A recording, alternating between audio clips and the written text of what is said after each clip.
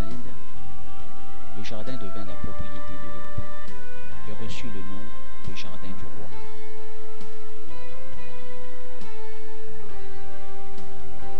Honoré de Grémont, ordonnateur du roi, décida de transférer le jardin dans le quartier sud de Saint-Denis, au lieu dit Camp de Lorraine. De Grémont amena en ville l'eau du ruisseau des Noirs. Joseph Hubert lui attribue la construction de la grande pompe de la fontaine que l'on voit sur la place du jardin. Une conduite d'eau et la création d'un jardin semblent avoir des rapports bien étroits. En 1816, l'ordonnateur marchand du mandat à la métropole le fonds nécessaire à la création d'un jardin botanique et de naturalisation. Les professeurs du Muséum de Paris, notamment Bosc, secondèrent ces vues par le choix d'une collection de graines et de plantes. Un jardinier, Nicolas Bréon, et son frère cadet accompagnèrent l'envoi. Ils arrivèrent à Bourbon en juin 1817. Nicolas Bréon devait quitter son poste plus tard avec regret. Son successeur, Jean-Michel Claude Richard, arriva dans la colonie en 1828. En 1831, Claude Richard fut nommé directeur du jardin botanique, appelé encore le jardin du roi. Il introduisit 3000 espèces de plantes, dont la plupart étaient très utiles. Ses travaux sur les orchidées, les cryptogames et les fougères, avec la collaboration de son gendre, le docteur Bernier, furent très remarqués. En 1834, Richard vit édifier le palais législatif, actuel muséum, destiné à abriter le conseil colonial. Ce bâtiment devait abriter une des deux bibliothèques de l'île, la bibliothèque du conseil colonial. Tous les ans, le jardin était animé par le cérémonial qui accompagnait l'ouverture de la session du conseil colonial. Une compagnie d'artillerie, 2 compagnies d'infanterie étaient mobilisées pour l'occasion. Et le public, groupé sur place, attendait l'arrivée du gouverneur et de sa suite. À son arrivée, les tambours se mettaient à battre et les soldats présentaient les armes. Le gouverneur pénétrait dans la salle des séances, accompagné des membres du conseil colonial et des chefs d'administration. Après son discours, le gouverneur fut reconduit à la porte du jardin qu'il quittait au bruit d'une salve de 20 coups de canon.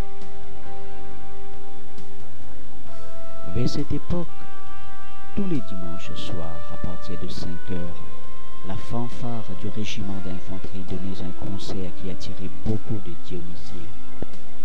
Cette musique du jardin eut de longues années d'existence.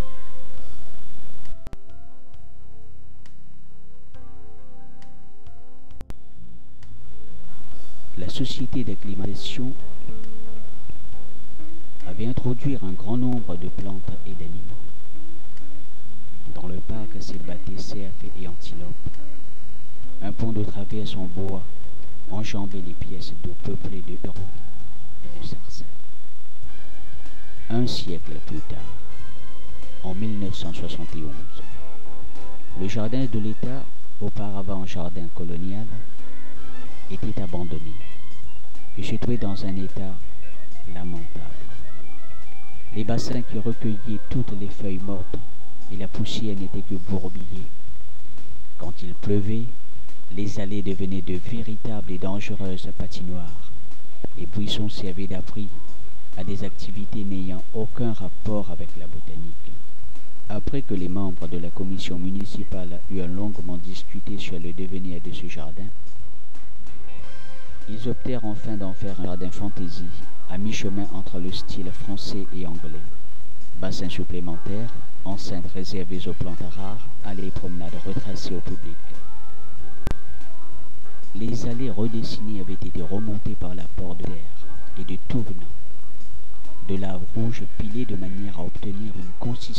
dur qui rend les allées perméables et fait disparaître les bourbiers. Le vieux jardin ne comportait aucun éclairage. Il fallait en installer. Une sonorisation était dissimulée dans les arbres. Les petites fontaines datant de la création furent mises à l'état.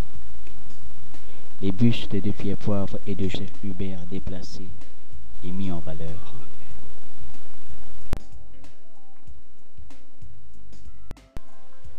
Un nouveau bassin est creusé à gauche de l'allée principale. Un petit pont de bois le franchit, rappelant celui qui se trouvait là autrefois.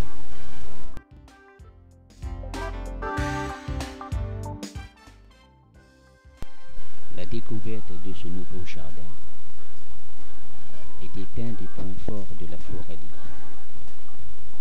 Et derrière les grilles qui ont remplacé les murs disgracieux, il y avait partout des fleurs. Le jardin de l'État nouvelle version est propre, aéré, agréable.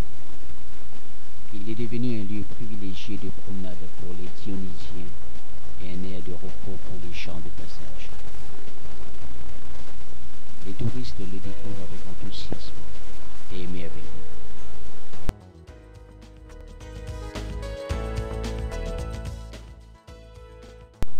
Entretenu par des jardiniers qualifiés et une équipe d'entretien qui garde constamment le jardin propre et agréable. Le jardin est actuellement un endroit très visité pour son inestimable collection de vieux arbres qui ravissent plus d'un curieux de la nature.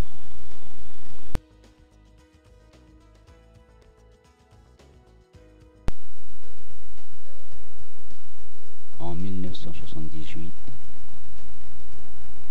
le jardin de l'État fut classé parmi les monuments historiques.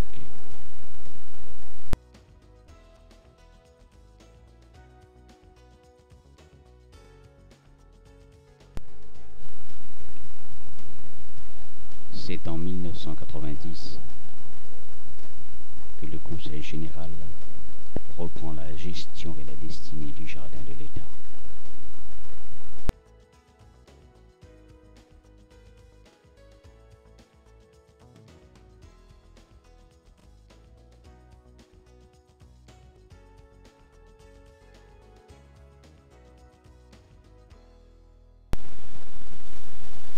C'est un lieu très convoité par les gens qui cherchent un endroit où se reposer et se promener. Les maris suivis de leur cortège viennent faire des photos souvenirs devant les massifs ornés de belles fleurs colorées. Les amoureux ne peuvent trouver endroit plus discret pour déclarer leur flamme.